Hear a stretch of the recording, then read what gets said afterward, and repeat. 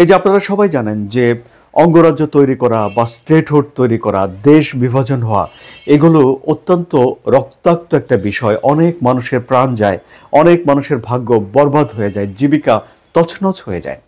একটা উদাহরণ আপনাদেরকে দেই, যখন মেক্সিকো থেকে টেক্সাসকে আমেরিকা নিজেদের অঙ্গরাজ্য হিসেবে গ্রহণ করলো, তখন 4 বছর ধরে যুদ্ধ চলেছিল এবং সেখানে হাজার হাজার মানুষ মারা গিয়েছিল। এখন তাহলে আরেকটি উপায় আছে, সেটি হলো যে সর্বাত্মক যুদ্ধ ঘোষণা করা, এবং ট্রাম্প যদি যুদ্ধ ঘোষণা করে কানাডাকে দখল করে নেন তাহলে তিনি সেটিকে অঙ্গরাজ্য করতে পারেন। কিন্তু সেটিও কি বাস্তব চিন্তা? আবার ট্রাম্প তো যুদ্ধের বিরুদ্ধে, তিনি নিজেই তো বলেছেন যে তিনি যুদ্ধ শুরু করতে চান না, তিনি যুদ্ধ বন্ধ করতে চান। সুতরাং এটিও কোনো বিকল্প নয়। তাহলে ডোনাল্ড ট্রাম্প যেই বারবার যে কথাটি বলছেন যে কানাডা যেন আমেরিকার সঙ্গে একীভূত হয়ে যায়, এটি আসলে তাহলে কি? এটিকেও নানানভাবে ব্যাখ্যা বিশ্লেষণ করা হচ্ছে।